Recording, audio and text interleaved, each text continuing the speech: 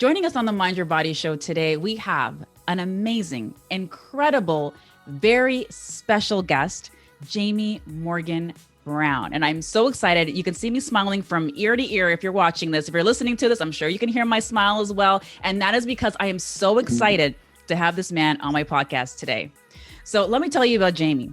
So Jamie has over 35 years in the entertainment business and has worked with some of the biggest celebrities in Hollywood. He's worked with personalities such as Chris Tucker, Eddie Murphy, and yes, Michael Jackson. So after relocating from Los Angeles and now living in Atlanta, he freelanced in network news and television production for several years. So some of his credits include Oprah, The Fresh Prince of Bel-Air, The Tom Joyner Morning Show, The Discovery Channel, America's Most Wanted, such a good show, BT's Access Granted, ABC's Presidential Debates, and so much more.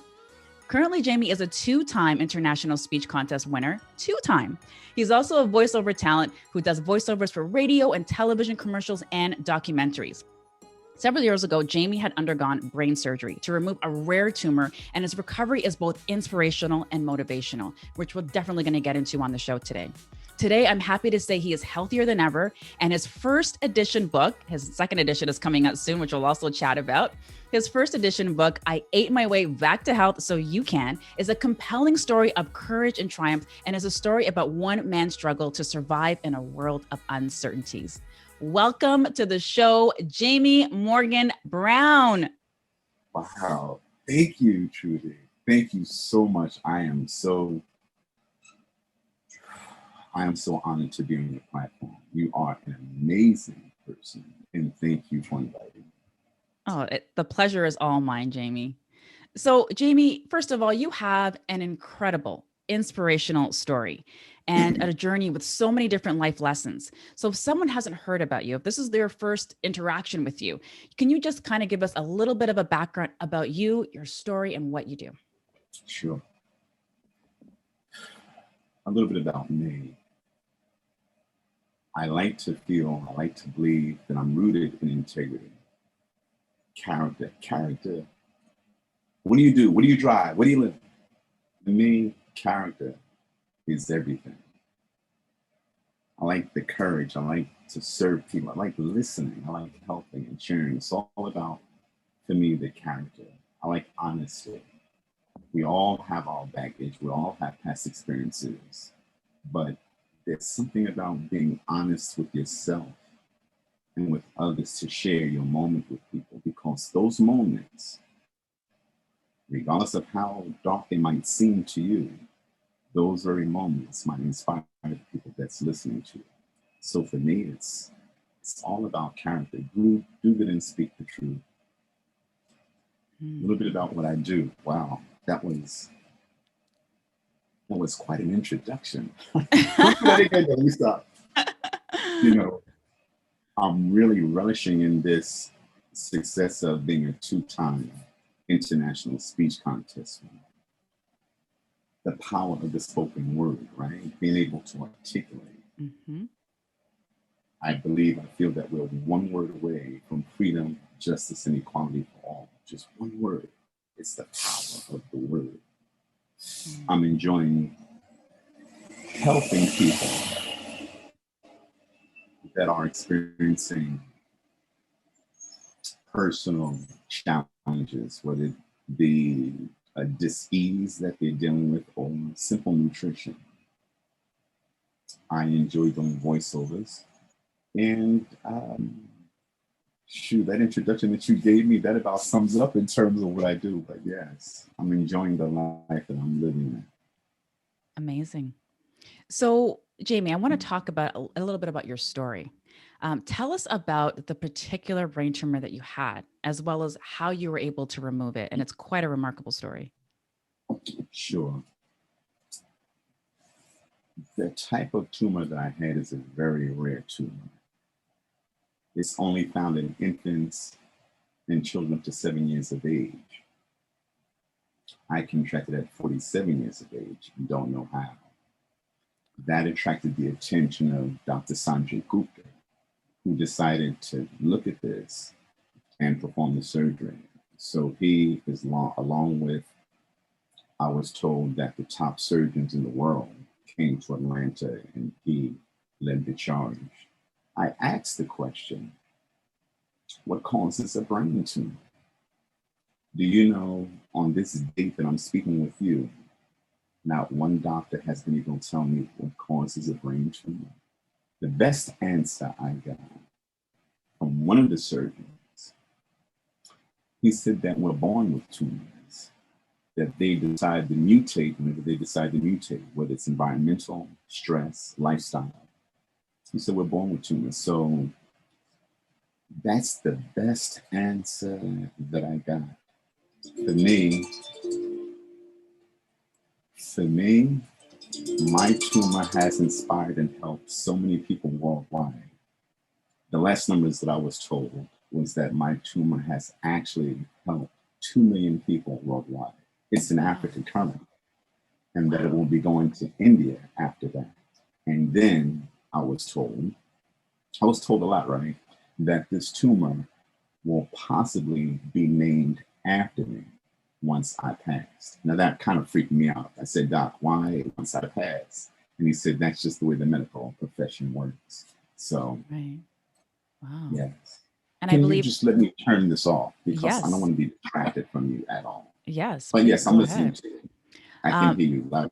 Yes. So your tumor is becoming quite the celebrity in and of itself. And you mentioned it's going to India, but I believe it's Dr. Sanjay Gupta that's actually bringing it to India. If I have that correct, is that right? Absolutely. Okay. So it's in Africa now.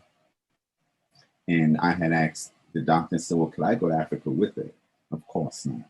But then it goes to India.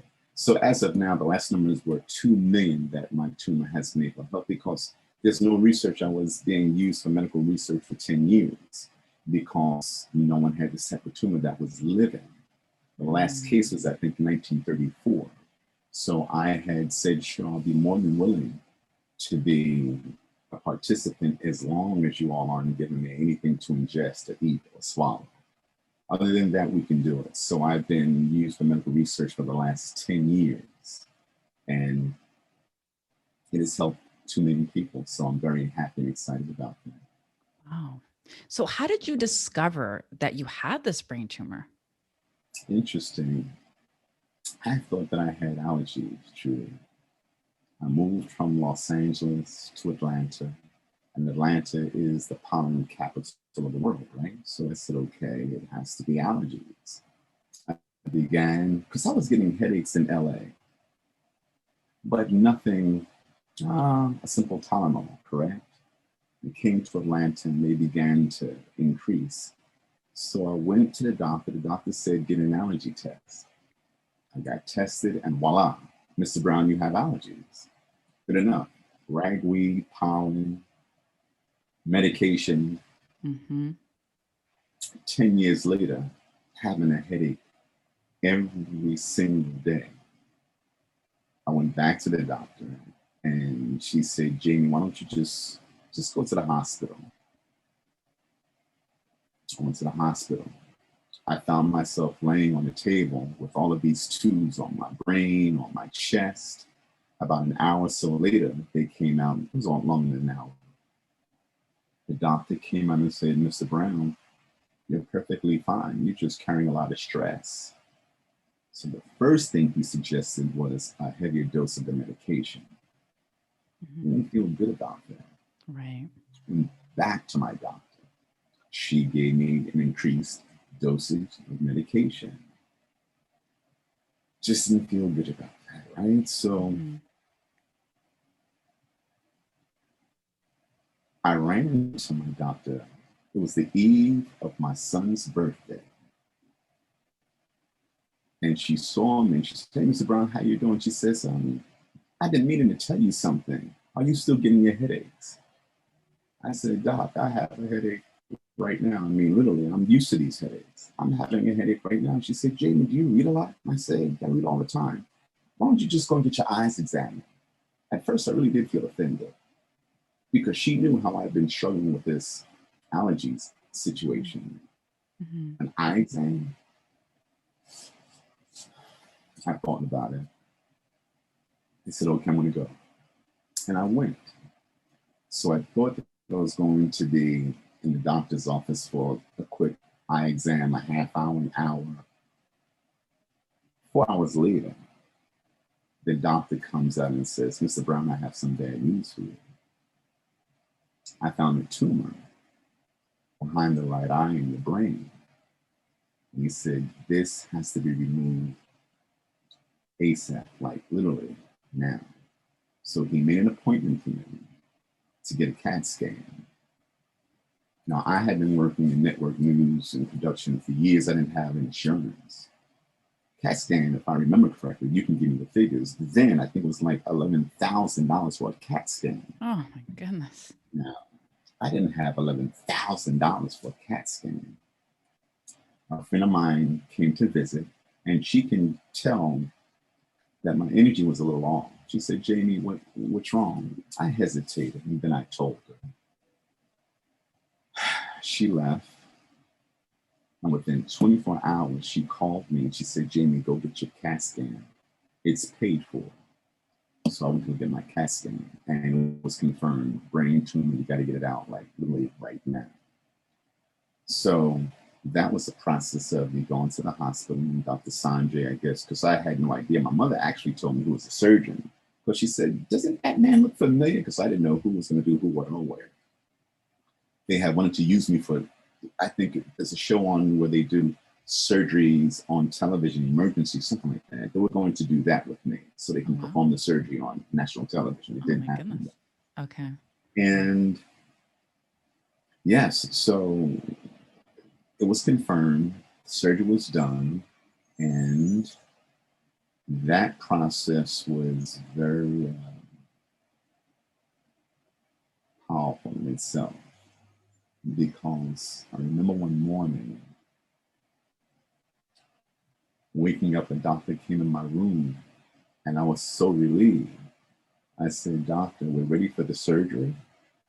He said, the surgery is over. That happened yesterday. I had been asleep for 24 hours. I didn't realize it. Wow. And in that process, I had my first, I didn't believe in these things called out-of-body experiences. Mm-hmm. I had an out-of-body experience. I really saw myself. I knew I had passed. The interesting thing was, the next day, doctors came into my room with pad and paper, pad and pencil, right? And he asked me, how was I feeling? So I'm feeling fine.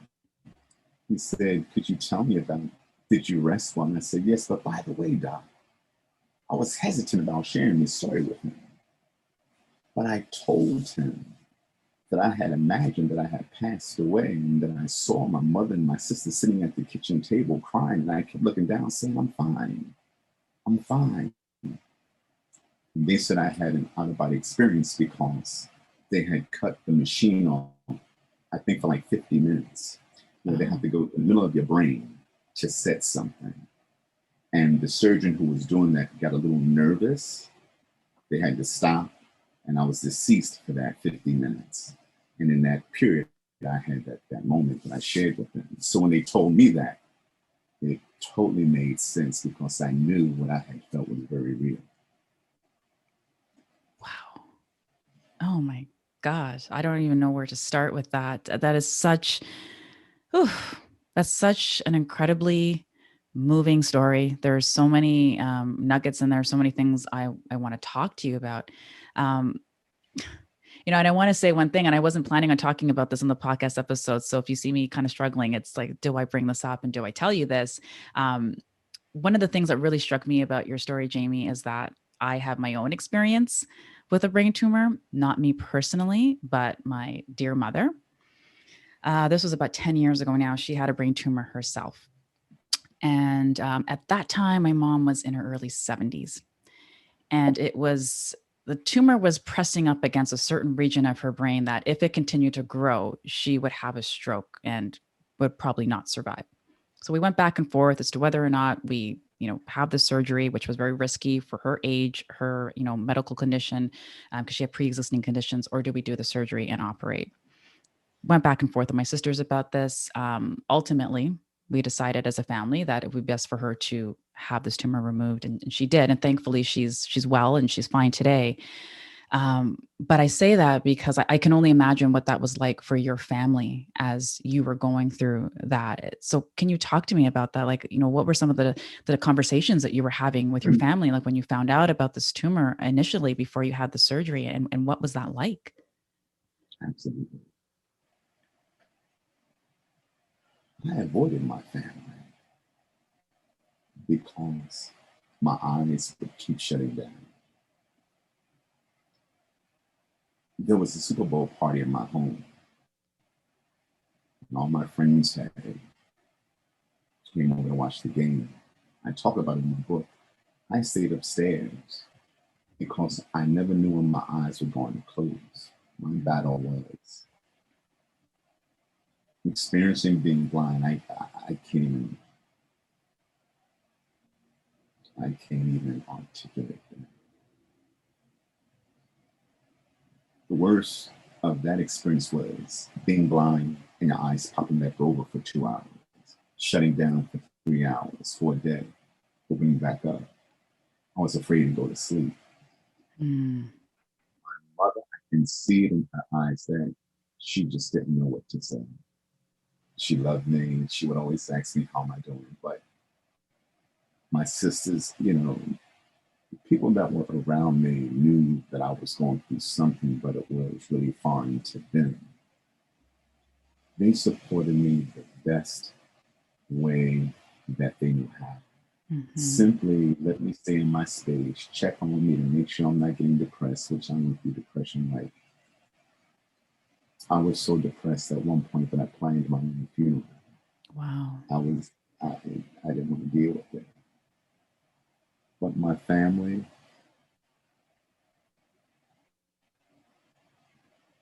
they supported me the best way they knew how.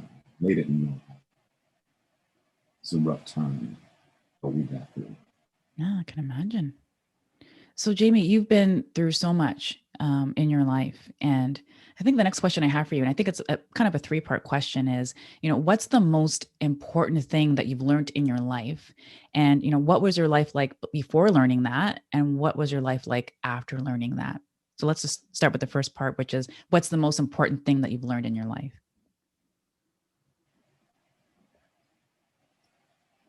The most important thing that I've learned in life is to never give up, Mm. to try. If you have not tried, you have not failed. If you Mm. haven't failed, you have not tried. You never give up, regardless of how bad things seem. There's a spirit that dwells within us all that we just have to tap into. Mm. Never give up. Always believe that you can overcome any obstacle that's in your life. Mm. Believe it. Mm. I love that. I love that. And you just reminded me of something when you said that. And, for me, like my life motto is, I'd rather try something and even fail at it than to never have tried it at all. Because I don't want to go through my life with what ifs and should have, could have, would have. Like, what would have happened if I had that conversation? What would have happened if I did this? I could have done this. I should have done that. I'd rather just do it, just do it. Because a lot of times, the lesson is in the journey, right? So even if it doesn't work out the way that you wanted it to work out, I guarantee you there's a lesson in that journey and there's something you can pull from it to make you even stronger, Yeah, right? So I resonate with that. you couldn't believe that when you go through hardship and you go through struggle, I believe that you go through it for the next person behind you that's about to go through. You have Mm-hmm. it. Each one you teach one is always going to be at the precipice. I don't believe that we go through things just because.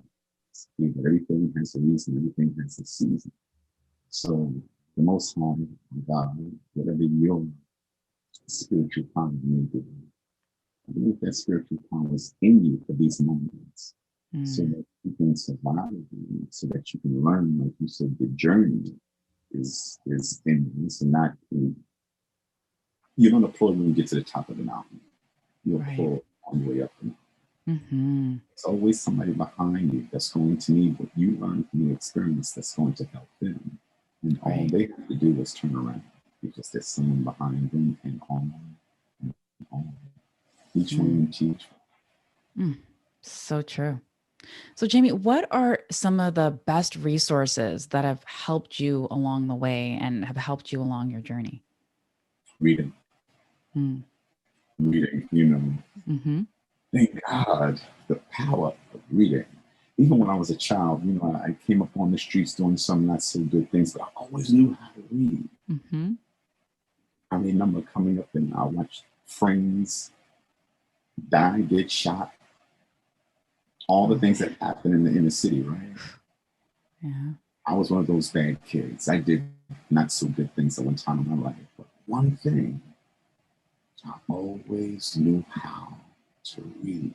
Mm. And if you want a better understanding of anything, read. Don't ask anybody. Read. Mm-hmm. Don't listen to the news or the television. Read. Reading will open your mind. The largest nation in the world is the imagination. You can imagine just through reading. Reading saved my life. Mm. Always concerned. Read. Find out. So, Yeah. You know, I feel like we have so much in common, Jamie, because I am a reader myself. Like I love books. I always joke that books are my crack because I'm addicted to them. I love books. I love collecting them. I have a Kindle as well, but to be honest, I don't get that same feeling when I'm reading a book from a Kindle as I do when I have a book in my hands, when I can hold it, when I can smell it, when I can turn the pages, when I can dog ear, when I can highlight.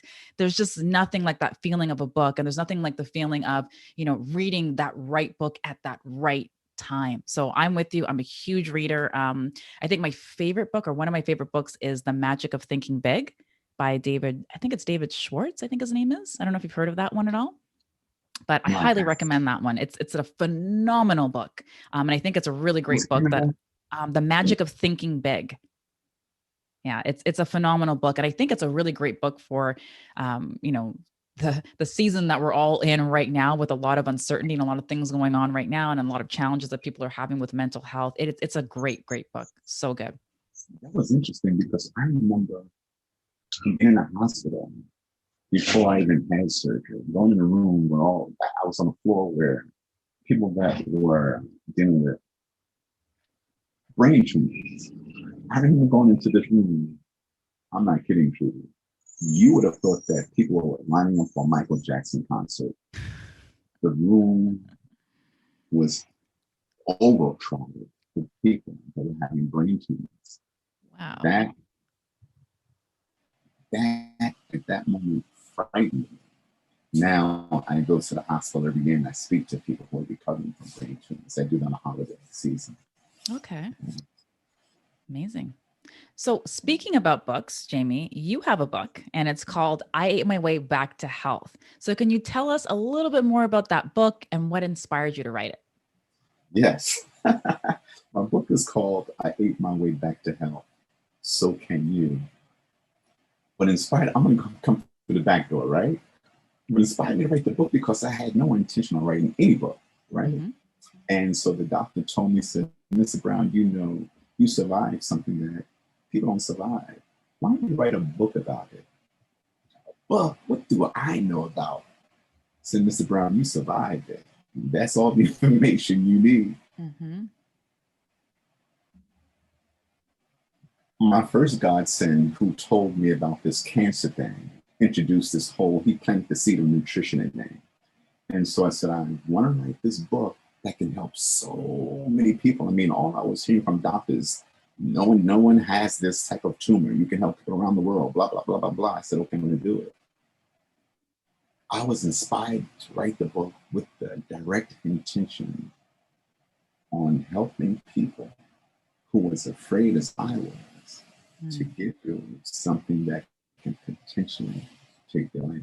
I want to give Mm-hmm. people inspiration and courage because when I was going through this, I didn't have no reference. I had to check in with myself every moment of the day. I was scared. I was afraid. So I want to start from there. I want to reach that audience. My book, I Ate My Way Back to Health, is not necessarily for the nutritionist who's been doing this for 40, 50, 60 years, even though there are gems in this book for them as well. I wrote this book for the novice who know that they need to make changes in their life, but don't know where to start, don't know how to begin. That's my audience. I wrote it for that person who's going through, I went through a brain tumor, but people who have read the book have experienced all sorts of diseases, and they felt a certain sense of uncertainty, whether they're going to make it, whether they're going to survive, that read this book and became so overwhelmed with confidence and inspiration, and they're doing well. So that let me know that I wrote it for the right audience. It's not for someone who knows already, who has the answers.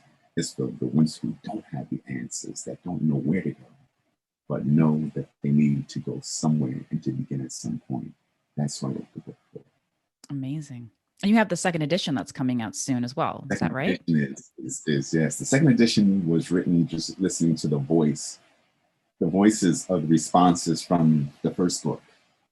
I love the book, but I'm a mother, I'm a father, I have children, I come home, I don't have time to cook. What could I do? I can only have fried foods. I don't care.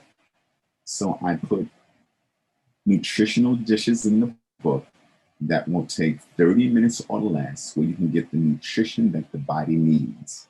So there are no excuses. Yes, it's a wonderful, wonderful read. And again, it still fits that same premise. It's about courage. It's a story of triumph. I won. Those who've read it that were dealing with issues, they won. I was uncertain. Like as I mentioned earlier, I planned my own funeral. I didn't know what lied ahead. But this book has given me so much courage and so many others courage. I'm very, very happy about it. That's amazing, because you're right. I think a lot of people, they know that they need to make changes. They want to make changes, but they're just so confused because there's just so much information out there. And they're just confused and they just don't know exactly where to start. And I do hope that you're going to be doing an audible version of that book, because you have a great voice. Yes. Thank you for the compliment. There's an audiobook for the first book that's out, but because there are more chapters and my voice is a little stronger, I'm definitely going to do it. And I can't wait to do it as well. But thank you for mentioning that. You just reinforced it. So that's a good thing, Trudy. Thank you. Yes, for sure. So Jamie, you're also a nutrition consultant. Yes. So if you can do or suggest anything to improve people's health, what would you suggest? If you could suggest one thing, what would that one thing be?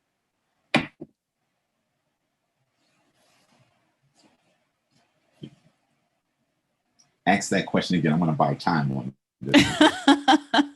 So as a nutrition consultant, you have these delicious recipes in your book, right? If you can do or suggest anything for people to improve their health, just one thing, Jamie, what would be that one thing? Well, there's three things, but the first thing I would say is get away from the idea that food has to taste good. Food has one primary purpose. The purpose of food is to give you life. If you value your life, eat the foods that support life. And I think we're too involved with foods that it has to taste good. Now, if you can make it happen, you can make it happen. But the primary function of food is to give you life. So value your life. The second thing I would tell people that healing doesn't start at the doctor's office, right? It doesn't start at the restaurant. Getting healthy starts in your kitchen. You have to take ownership of your health. The first thing, my book is predicated on one law. Your health is your responsibility. It is no one else's responsibility. It is your responsibility to be healthy. Being healthy is your God-given right. It's about 5 things or 3 things. You know, I can talk a little bit, but I think that was 3. We said 1, but I'm just playing with you. But yeah, no, I get that, Jamie, because so I lead a coaching program. It's called Shed and Shred. So I'm in the midst of the coaching program right now with my clients and my students. And one of the things we talked about this week was about being responsible. You know, being responsible for the results that you get. You know, you're responsible for the results that you get in life, or you're responsible for the results that you don't get in life, right? It comes down to you. It comes down to you making that choice. Right. So I'm all about that, you know, taking that responsibility for sure. And in terms of things tasting good, you know, that's the thing, Jamie. For me, I always like to try to make sure that healthy food tastes as good as it possibly can. Right. Because I think that's also a barrier for people eating healthy is, you know, they're afraid that it's going to taste like cardboard or that it's going to taste bland. So I try to like flavor foods any way that I can, even if it's just adding in some fresh herbs and things like that to, you know, kind of flavor the food, just like anything, just to kind of make it, you know, just make it more appealing for people for sure. But the other point I wanted to make on that too, because every time you talk, you have me like my brain just going. You talked about life and foods having life. There's this great book called Food and Healing by Anne Marie Colbin, if you've heard of that book. And she talks about how foods have life and that foods give you energy. And it kind of reminds me of a time in my life when I was trying to lose weight and, you know, I was eating all the wrong things, all the processed foods, all the fast foods, because I didn't have time to make foods. But then it kind of occurred to me one day, it's like, well, if you're low in energy and you're eating these foods that have no energy, how can you expect to get energy? Like you need to eat the foods that are actually going to give you life. And rather than eating these dead foods, eating foods that have that life and that carry that energy to pass it on to you. So I'm a huge believer in that as well. And I don't really think people stop and think about that connection between the foods that we eat and those foods having life and those foods having energy and passing that on to you. absolutely. Just to build on what you said, you're absolutely correct. I remember everything in life has a frequency. Mm-hmm. Food has a frequency. Fast foods have a zero frequency. Fruits and vegetables, I wish I had my numbers in front of me, but you can Google it. What is the frequency of greens? What's the frequency of fruits? What's the frequency of fast food? That one I remember. Food has a zero frequency. Love has a 528 megahertz frequency. But foods have a frequency. Foods are alive. Mm-hmm. You have to eat live foods to stay alive. How could you eat dead food and get life from something that's dead? Mm-hmm. We have to go to the cellular level when we're talking about getting healthy. Right. Food that have life, that have its own frequency will give you that. A higher charge. A battery in a car has no charge. The car cannot move. Food is the same way. Bad fuel, look at the car. Good fuel, look at the performance. Oh, so Food, good. bad food, look at the performance. Live, organic, natural foods, look at the performance. Again, your health is your responsibility, but know the importance of the foods that you're eating. Eat, listen, every bite you take is either causing a disease or curing one. Mm-hmm. Mm-hmm. Mm-hmm. So every time you put something in your mouth, ask yourself, is this causing a disease or is it curing one? Mm-hmm. Mm-hmm. Oh, I'm sorry, Trudy, you just get me going. I'm trying to. no, so good, because that is also another thing I tell people as well. And I tell my clients is that, you know, with every bite, you're either fueling health or you're fueling disease. It's one or the other. Right. So I'm so glad that you touched on that. So I want to talk about the alkaline diet, which I believe you're a huge fan of, right? So the alkaline diet, I'll let you explain exactly what it is. Why don't you tell us about the alkaline diet, Jamie? Well, again, I start at what is alkaline? What is alkalinity? What it does, right? So we have a chart from 0 to 14. From 0 to 6 represents the acid in the body. From 7 to 14 charts the alkaline. We want our bodies to be alkaline. When the body is alkaline, it can better address diseases, germs, bacteria that's in the body. It's important to eat foods that will alkaline your system. More importantly, we eat foods, or more often I should say, we eat foods that are full of acid, and that acid causes dis-ease in the body. So if you want to start healing, you have to incorporate, you have to bring in, you have to adopt foods that are filled with alkaline so that it can do the work that it's designed to do in the body. As long as we stay on acidic foods, we will begin or we will continue to have health issues that will not align our bodies, that will take us away from living an optimum life of health and wellness. And can you talk to us about like what are some of those acidic foods and what are some of those alkaline foods as well? Absolutely. Dairy, Yeah. dairy, sugar, salt, processed foods. I think I said sugar. Mm-hmm. These are the food groups that we have to stay away from. If you're going to have your salt, have sea salt. If you're going to have sugar, have an organic sugar, like coconut sugar, for me, date sugar. Mm-hmm. Dairy, there's no substitute for dairy. If you are a believer or listener or reader of Dr. Sabi, mucus is the cause of dis-ease. So staying away from the dairy is very, very important. People say, well, I've done that, now I'm into the almond milk. Well, it still is processed. Take some almonds, put it in water, put a sweetener in there, there's your almond milk. For me, I like to stay with leafy greens that carry high sources of alkaline. I like to eat fruits that carry alkaline. Again, certain times, even because we think we're eating fruit, we're eating alkaline fruit, and all fruits are alkaline. I say to people, it's so easy to educate yourself. Even if you don't want to read, you can go to Google and put in alkaline fruits, and there's your answer. You can go to Google, alkaline vegetables, and there's your answer. For me, I like to teach people how to fish rather than catch the fish for them. Mm. So anyone that's listening that wants to get healthy, that wants to understand alkaline and what it does and the foods to eat and the groups that you eat and stay away from, I want you to take this moment and Google right now. Just tell me what are the 5 alkaline foods that you should be eating. Tell me those things. Mm. You're asking me right now? Or are you just No, saying people should Google it? People should Google this and ask. Okay, I got it.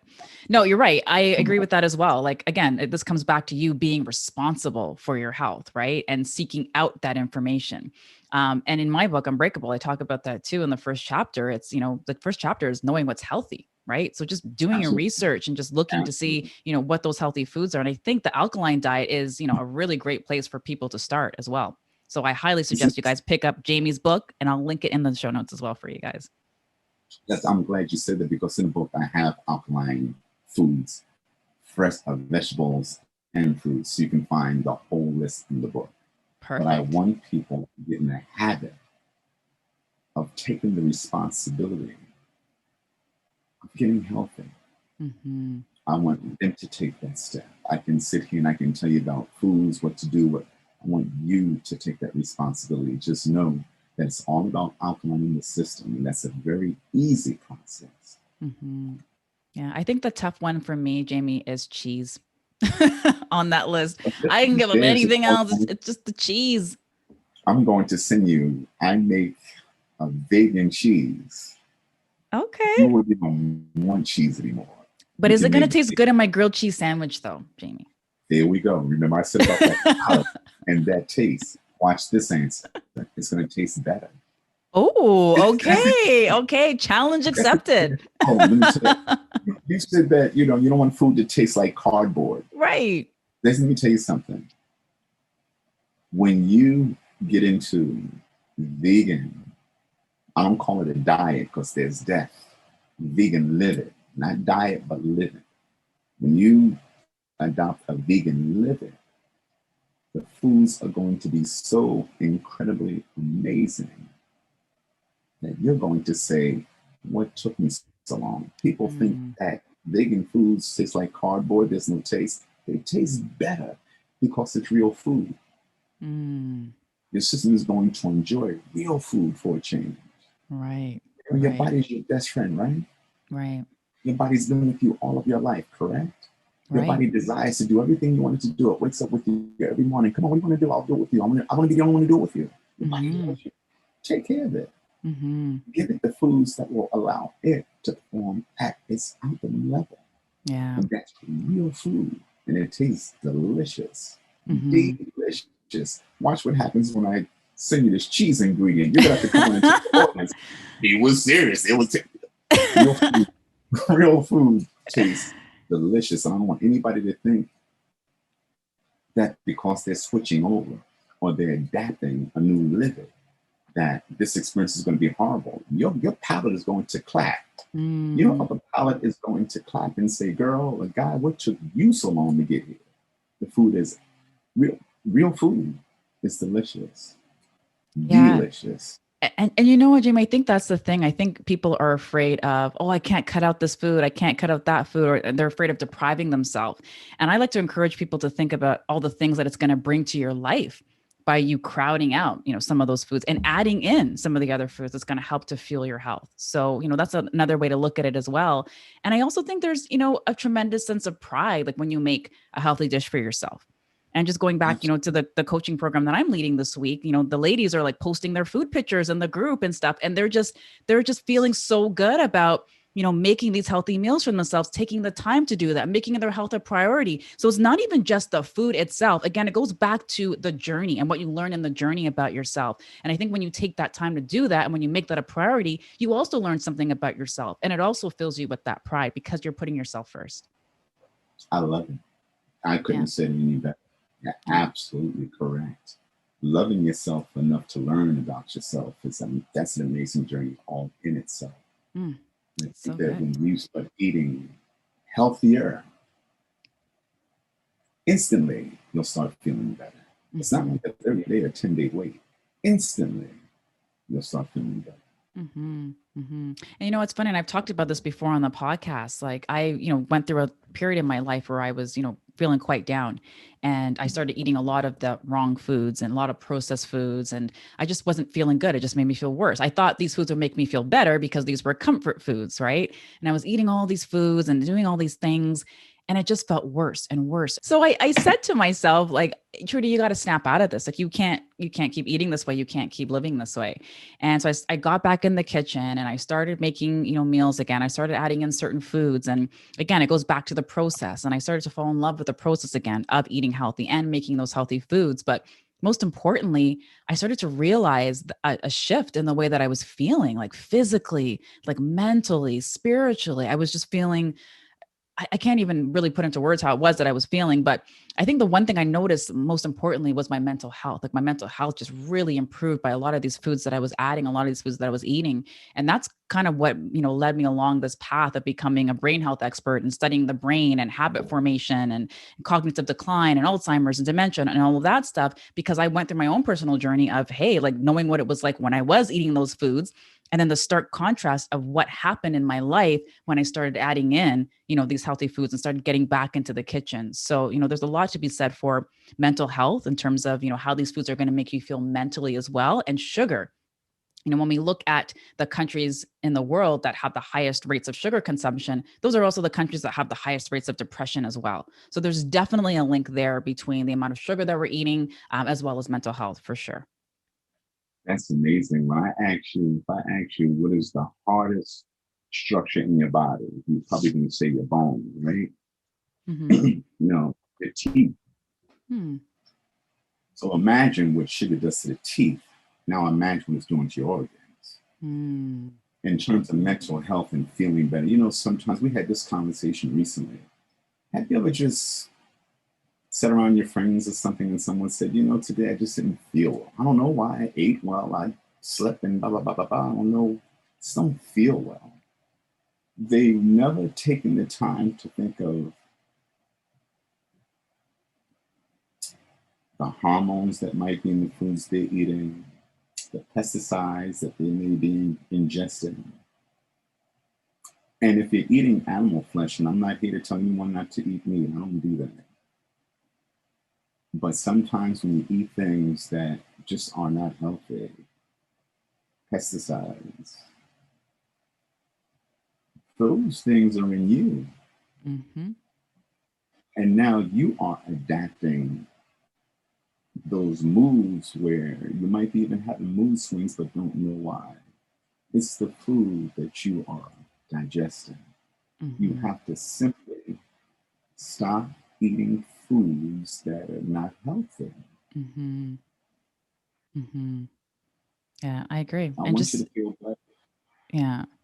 And I think it's just, it's doing the best that we can too, because I've also worked with clients where, they were eating really well and doing really well for a certain period of time. And then all of a sudden it's like maybe they have a meal or there's a day where they've, kind of eaten things that they shouldn't have. And then they kind of beat themselves up. And now it becomes this cycle of you're kind of right back where you started. And it's like, okay, well, I'm just going to have this bag of chips. I'm going to just, eat these 5 cookies or whatever it is. And I think it's, like when that happens, and it will happen, let's just, call it for what it is. I think it's really important to just try to get back on track as quickly as you can. Just make the next meal healthier. Okay. Don't, harp over and over and over again about the bag of chips or the 3 slices of pizza. It's like, okay, that happened. That's in the past now. What's your next meal going to look like? How are we going to make that next meal healthier? So I think it's, looking at it in those terms as well, not just like being a little bit more compassionate with ourselves too. I love it. I think I should be interviewing you because you're hitting all the marks. You're absolutely correct. Do not beat yourself up.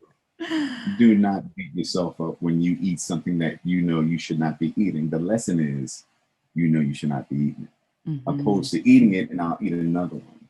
Mm-hmm. Recognize what you're eating. There's another day, there's another moment. Put it down. Let's keep moving. Right. Simple. But I will Right. say this, I don't care how healthy you eat. I don't care how much love you get. I don't even care how clean the weather is. You will not reach health without exercise. Mm-hmm. You have to exercise. That does Mm-hmm. not mean going to get a membership and going to the gym 2, 3 times a week. That simply means getting up and being active, Mm-hmm. whether it's walking, running, swimming, whatever. Mm-hmm. But you must incorporate exercise in this process of getting healthy. Yeah. Yeah. And make sure that it's something that you enjoy so that you look forward to that time that you have with yourself, not something that is like torture. Don't just do the latest exercise because you saw somebody doing on Instagram and you like the way their booty looks and it's like, okay, I'm going to try that. I'm going to do that. No, you have to enjoy it, because if you don't enjoy it, you're not going to stick with it. Right. And we want you to stick with this. We want this to be a healthy habit. We want this to be something that you just kind of do without really having to think about it or without looking at it as torture. So I think there's something to be said for, enjoying the movement that you incorporate. I like calling it joyful movement. Just incorporating some sort of joyful movement into your life every day. I totally agree. I Yeah. totally agree. Find something that you enjoy doing and Mm-hmm. do it. Yeah. Don't make this happen. Don't make this, forget the excuses.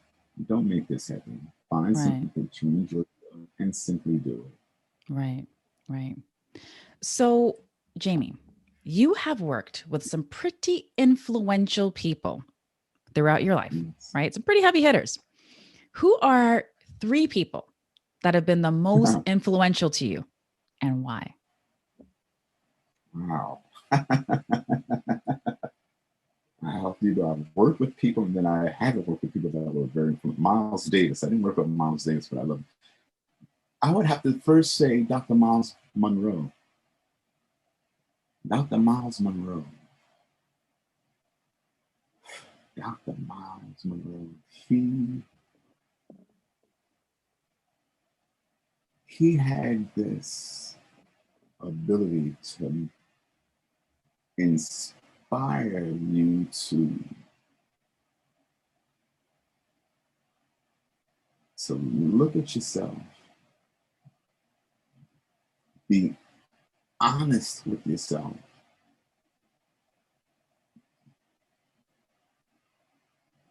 rid yourself of all the negative forces, all the destruction that have ever been in your life, and find your purpose.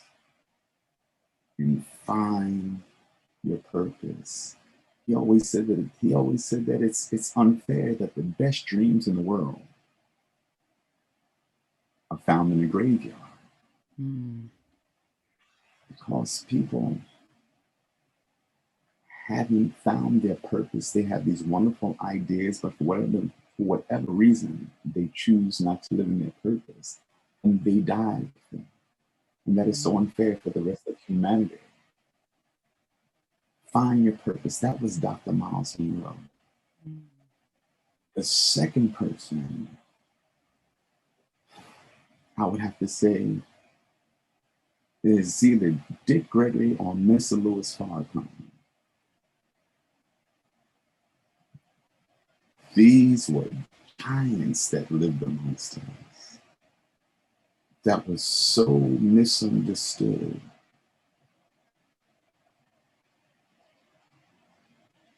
I learned to live in my truth that you may not like and or accept, but my truth. Be proud of who you are and what you are, and always value the contribution that your people have made in the world. Yeah. Love that.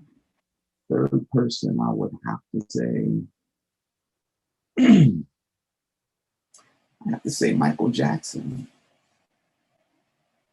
Michael Jackson is so misunderstood.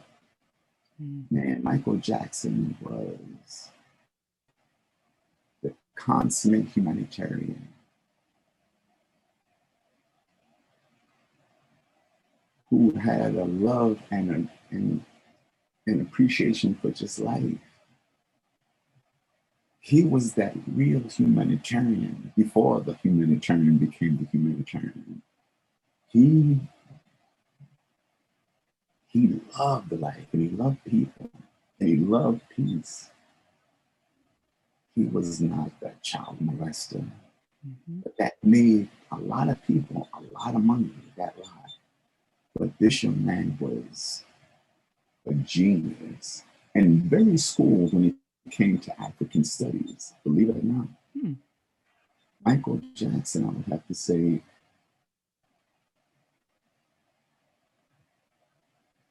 when I think of doing humanitarian work, humanitarian deeds, I look at Michael Jackson, inspiration. Oh, I love that. It's beautiful. So, Jamie, we're winding down towards the end of our interview, and I have one final question that I like to ask all of my guests that come to the Mind Your Body show. And that is, what is your favorite way to take care of your mind and your body?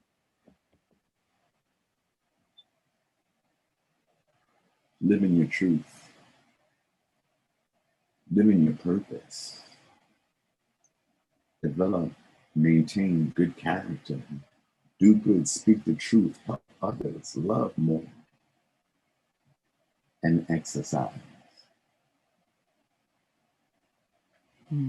I know you would love to have had a long answer. I can go, but those are things that come to the surface when it comes time to taking care of your body and your mind. Yes, we have to. Of course, nutrition is there, right?